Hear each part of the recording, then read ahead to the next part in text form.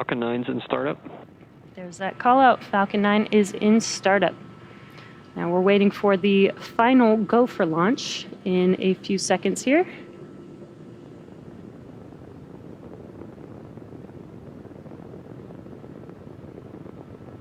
Falcon, Starlink, LD is go for launch.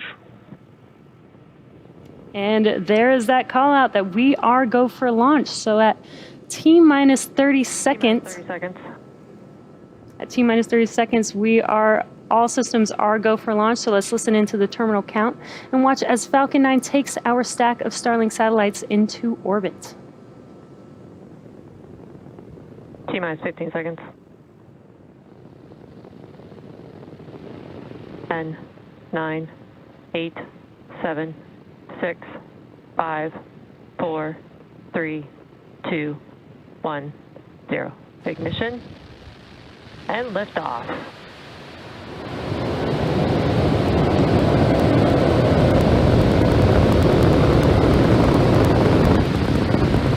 Stage 1 chamber pressures are nominal.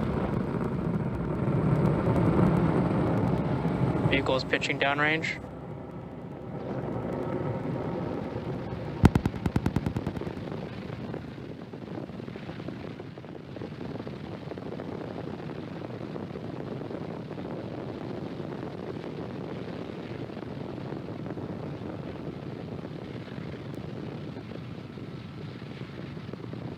At T plus 40 seconds into flight, Falcon 9 has successfully lifted off Telemetry are nominal. from Space Launch Complex 40 at Cape Canaveral Space Force Station, carrying our stack of Starlink satellites to orbit. Now we are throttling down that first stage in preparation for Max Q. Max Q stands for... And there's that call out for Max Q. This is the largest structural load that the vehicle sees. Now, coming up in about a minute, we'll have 3 events happening within seconds of each other. That'll be main engine cutoff, or MECO, stage separation, and SES-1, or second engine start 1. Now, MECO is where all 9 of the M1D engines shut down, and that slows the vehicle down in preparation. Vehicle is following a nominal trajectory. That slows the vehicle down in preparation for the second event, stage separation. MVAC engine chill has begun. And stage separation is where the first stage separates from the second stage. First stage will make its way back to Earth, while second stage continues on its journey with SES-1, or second engine start 1. And that's where we light up the MVAC engine, and it will propel the second stage along with the Starlink satellites to orbit. And we're just under 30 seconds away from those 3 events. Again, that is MECO, stage separation, and SES-1. And we've got a really cool view of the first stage and those 9 Merlin 1D engines burning bright.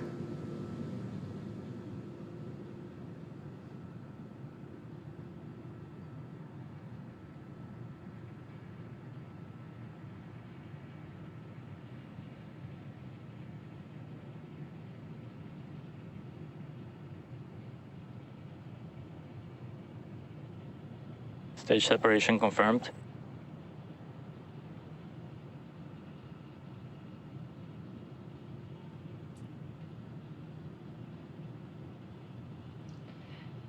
And there you saw MECO and stage separation. On your left-hand screen is the first stage, with the right-hand screen being the second stage. And you can see SES-1, that MVAC engine is now glowing bright red there.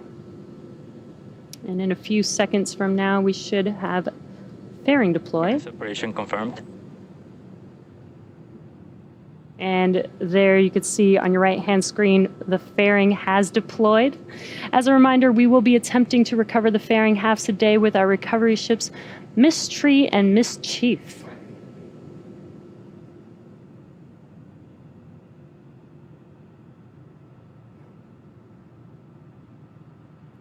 Now, as Stage 2 heads towards its targeted drop-off orbit, Stage 1 will execute 2 burns in order to make its way back to Earth. The first burn is the entry burn, and that's where 3 of the 9 Merlin 1D engines will reignite, and that'll help slow the vehicle down as it re-enters back into the Earth's atmosphere. The second burn for the first stage, second and final burn, is the landing burn. And this is where a single engine will reignite, and that slows the vehicle down rapidly in order to touch down on that drone ship. Again, we are attempting to land on Of Course I Still Love You, and this will be the 6th attempt for this booster. Acquisition of signal Bermuda. Now on your screen is a live view of that second stage. This is the Merlin vacuum engine. This engine has about 220,500 pounds of thrust in a vacuum.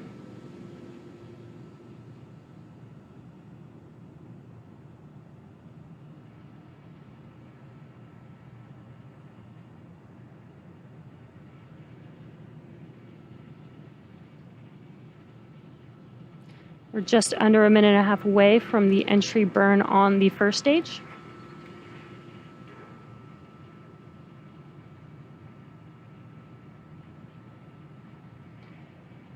Again, the first stage will perform 2 burns.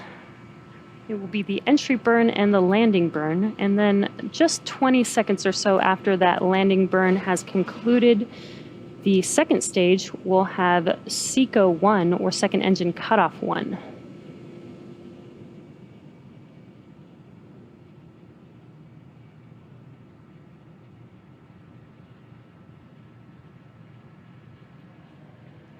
Stage 2 is still on a nominal trajectory. This is carrying our Starlink satellites to their targeted orbit.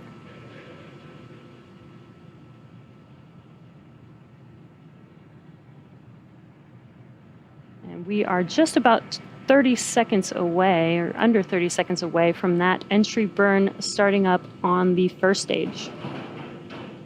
The entry burn will last about 20 seconds long. And again, it will be 3 of the 9 engines reigniting. Stage 1 FTS is saved.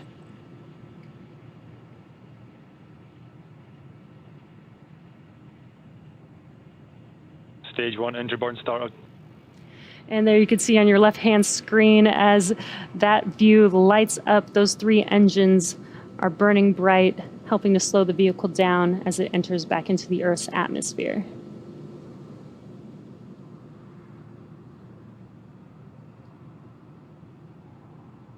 Stage 1 engine burn shut down.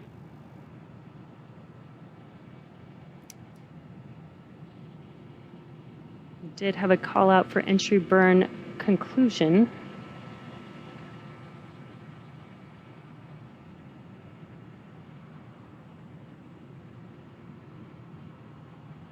Stage 2 is still looking nominal.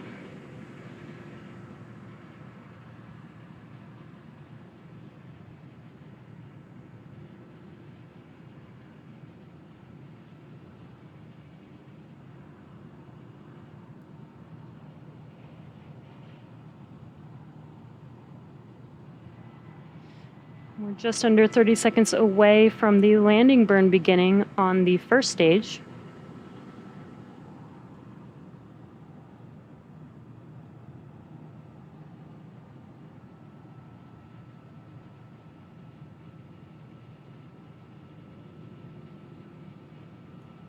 Again, we are attempting to land on Of Course I Still Love You for the 6th time for this booster. Got a live view from the drone ship on your left-hand side.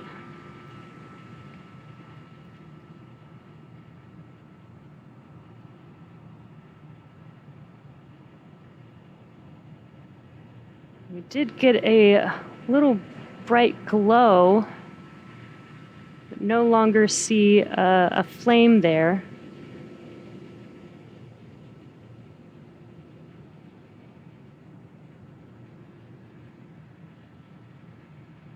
Right-hand screen, stage 2 is still looking nominal.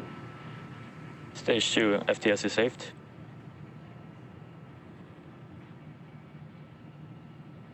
And it does look like we did not land our booster on Of Course I Still Love You tonight. It is unfortunate that we did not recover this booster, but our second stage is still on a nominal trajectory. And there's that call out for SECO, as I mentioned earlier. That is second engine cutoff 1. Again, we are doing 2 burns for this MVAC engine. Nominal insertion orbit. And there's that. Lost the signal at Cape. There's that call out for a good orbit. So now stage 2 is going to coast in this orbit for the next 35 minutes or so. So we'll see you back here at T plus 45 minutes for a second stage relay.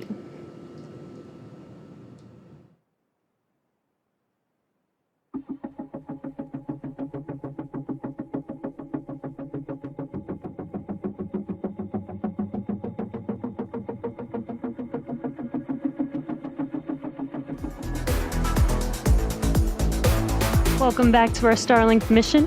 We did have an on-time liftoff tonight at 10:59 p.m. Eastern Time and a successful 6th flight of this first stage booster.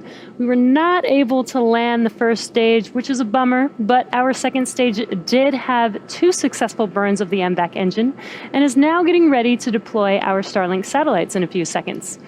And you can see a live view on your screen of the Starlink satellites in space with Earth in the background.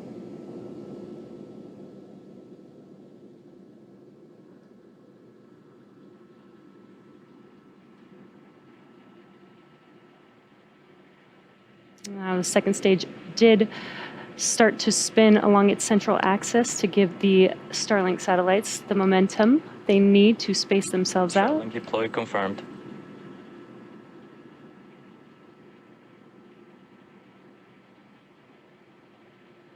And what you're looking at on your screen are these Starlink satellites drifting away from second stage. This is confirming deployment of our payload.